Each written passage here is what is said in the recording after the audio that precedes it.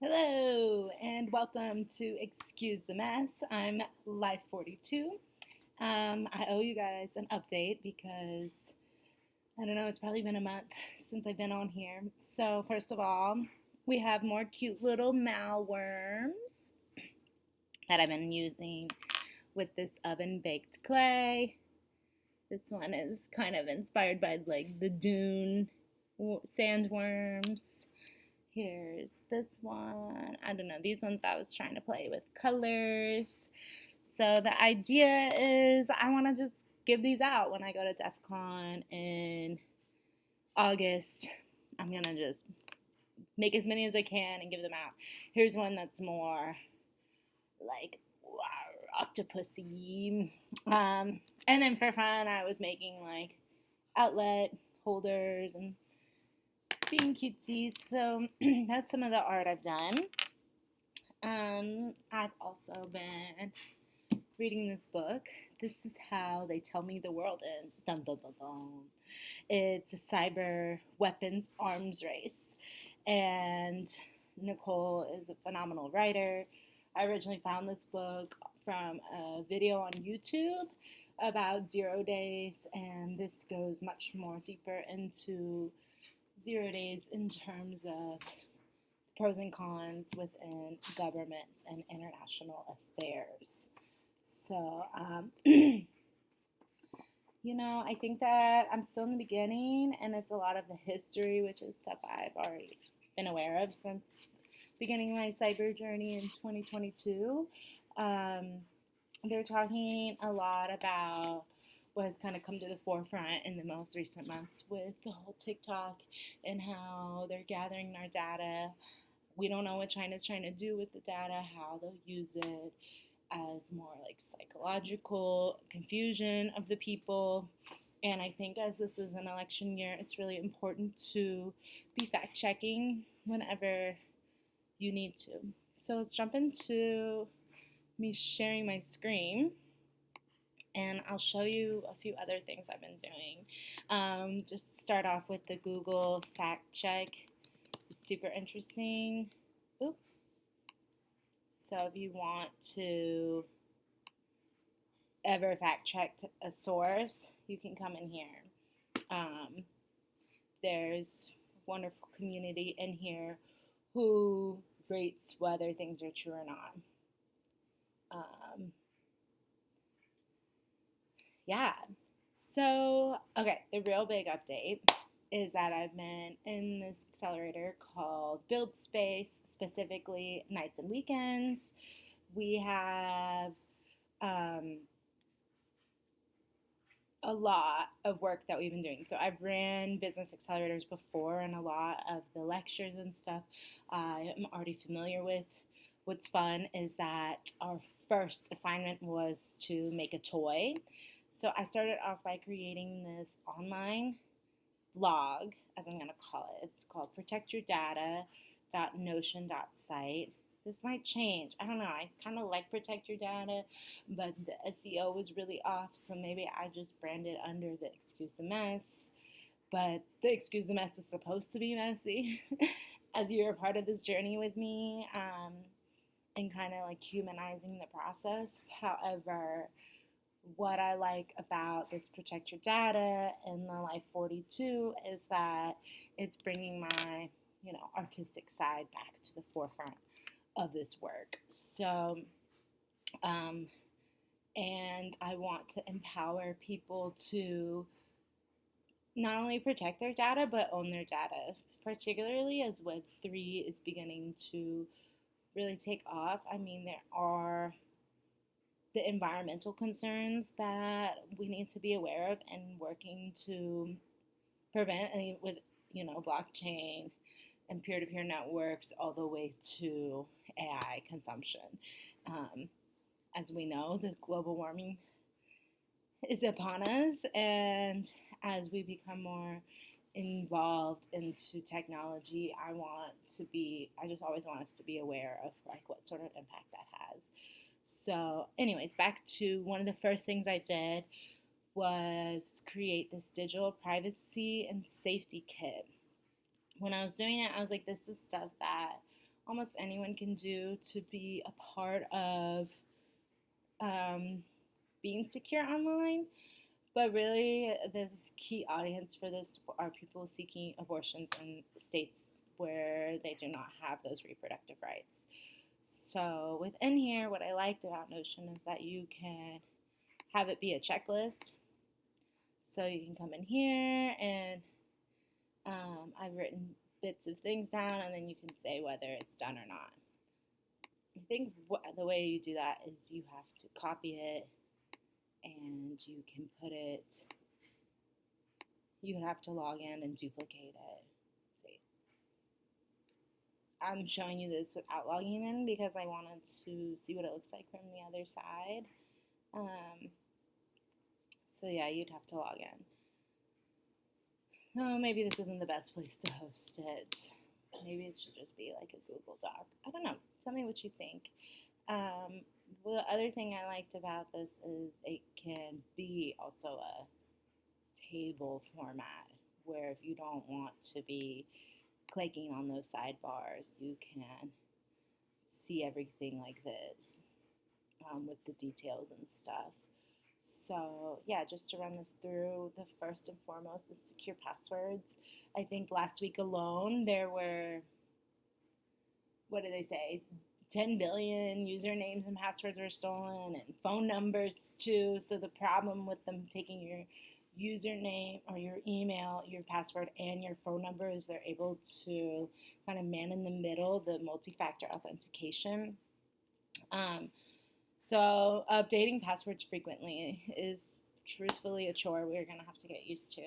I think that 1Password does a good job at showing you when things have been breached or if the password's no longer good. So just know that that's never going to go away, and we should not be complaining about it. The other is to create an alias online and choose sort of a secure internet name. I know even for myself, particularly for jobs I'm applying for, my email is my full government name. However, you want to create one that's not, so that it doesn't kind of fall back onto you. And don't put your birthday or your address or your zip code or, even your pet's names. And then, of course, make a Proton account. So Proton is an amazing email. If the feds or some police entity found out that you did something illegal, they can go to Proton and ask them for any information they have. The only information they'll have and that they're able to give is your recovery email address, possibly a recovery phone number address, and if there's any billing information, which can include your address. So just know that it's not completely secure, but they have a lot of things in their application. So everything's always encrypted. They do not store anything on their servers. I have the mail and I have the VPN. But yeah, I'd be curious to look into the pass and the drive. Let's see, what else is on here? So secure passwords, an alias with a Proton email, and then of course updating and patches. So I just got an idea of making patches for DEF CON 2. We'll see about that. But if you have an iPhone, you can always set it to automatically update. But I think what's also important is to go into the App Store. You can also do this with Google Play. And you can go to your account and right above all of the apps that you downloaded, you can say Update All. And that way it's not only updating all the apps on your phone, because that is where a lot of the weaknesses are in hacking. You can update your system as well. Another tool that I think is important to use is Signal. So particularly when it comes to privacy on the internet, there is a case of a high school girl who was messaging her mother on Facebook Messenger about her getting pregnant and wanting an abortion, and that message thread is what the police were able to use in court to send the mom to jail for 2 years. So do not use Instagram, definitely don't use TikTok or Facebook.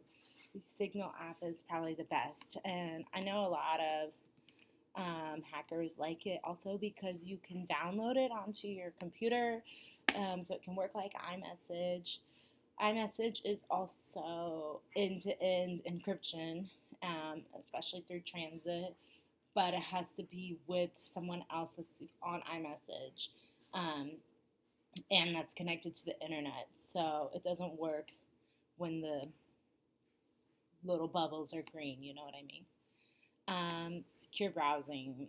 So you can always delete your history, use DuckDuckGo. I think that's always a great browser. It's also funny to see kind of the difference in if you Google or if you query on Google and on DuckDuckGo the same thing and what different results pop up. So just know that there's tons of other resources out there for you. I have, not on this device because this is my streaming computer, but I've also downloaded this really cool browser called Arc, which I've enjoyed using on my main laptop. It's kind of bringing you into this new age of browsing where you can choose that you want to use DuckDuckGo. I don't know. I really like it. So like down here, these circles are different accounts. So I have all of my accounts, my personal ones, my work ones. You can kind of put at the top the apps or websites you use the most.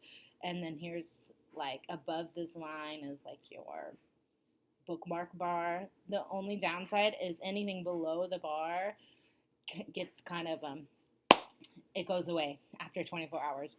So if there is something you want to use, I mean, you can always go back to your history, which brings me back to deleting your search history, particularly on Google. It still doesn't totally erase everything. So, having your VPN set up and using something like DuckDuckGo is super important. Okay, and then specifically for those preparing for doctor's appointments, make sure that your Proton email is now connected to your MyChart or your Planned Parenthood account or whatever you're using. If you are going in 2022, Google did say that they were going to put a geo-fence around abortion and clinics so that your phone won't track you. I think the best thing to do if you're in states where people are getting in trouble for this is just don't bring your phone at all. Leave your phone at home, and get a trusted family member or friend to drive you there. Do not use Uber, Lyft, or some sort of smart cars. And if there are protests in front of the clinic that you're going to, you should think about covering up your face so that there's no photos that can be leaked onto the internet. Of course, bank records are always easy to look through, so if you're able to get cash or a prepaid gift card, I went and did that this week for another project I was doing, paid for this gift card in cash. You can always do that too. Some places want to have a billing address associated, so that's the downside of the gift card. Just make sure that you have all those questions answered. And then last but not least, I have a really good friend who works for this company called Access in California, where they pay to have people go to California and gain access to reproductive justice. So there's and then another resource, the abortionfunds.org. So, I'm definitely pro-choice, and I think that making it illegal to seek out health benefits is not cool, and so I support you protecting your data if you choose to express your rights. Okay, the last project I have for you guys is with my Arduino. Okay. What should I do? I'm going to show you the Arduino setup. So I have a Uno, and then I have a servo that I have put clay around so that it looks kind of like a light switch, and then I have a toothpick with these 2 different balls on it. So the idea and the end point is to have a whole wall of these servos, and instead of a toothpick, it'll be kind of a bigger wooden bar with balls on it, and when they move, it'll all move together. And what I like about that is it's going to kind of physically represent how data is transferred and switched between devices on the internet. So this is the code. Basically, it's in Python, and we're using JSON's request time PyFormato, which is super cool, that I just learned about this weekend, where you can use Arduino and Python together with the servo specifically. So first you connect the board and define which port we're using for the servo, and then I want to automatically set the servo to 0. This is going to need to be updated when we, of course, get multiple servos linked together. But the idea is that you'll enter in your email address, and it'll go, I paid for an API key from Have I Been Pwned? So Have I Been Pwned is this website where you can enter in email addresses,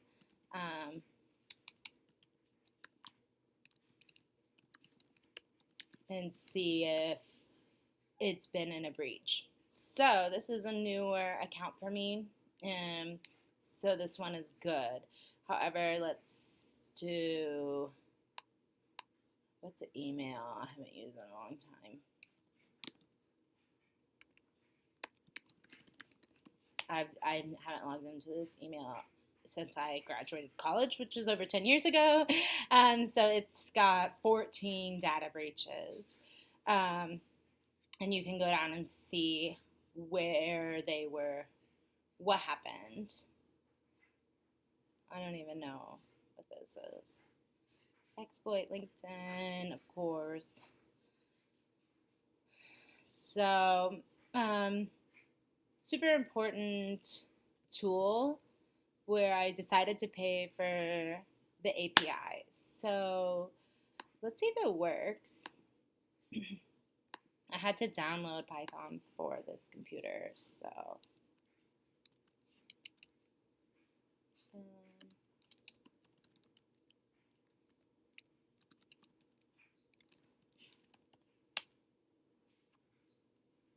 okay. I had a feeling it wasn't going to work on here. Let's do this. Let's go. Y'all, I told you it's going to be messy in here with me. So let's make my picture bigger. And then I'm going to try and show you from my other laptop. And all these different ports, y'all. Okay. So plug in the thing. Don't lay in my password. Okay, so here we go. Let's clear it out.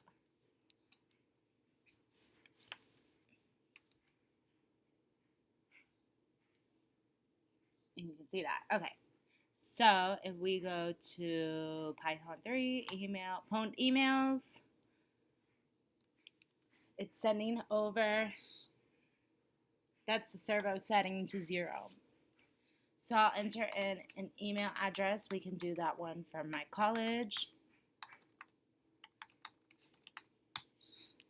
And it'll say, oh my gosh, I gotta fix this, y'all. Okay, the email address is found in 14 breaches and your servo moved to 140 degrees. So based off of how many breaches you've had will determine how far the servo spins.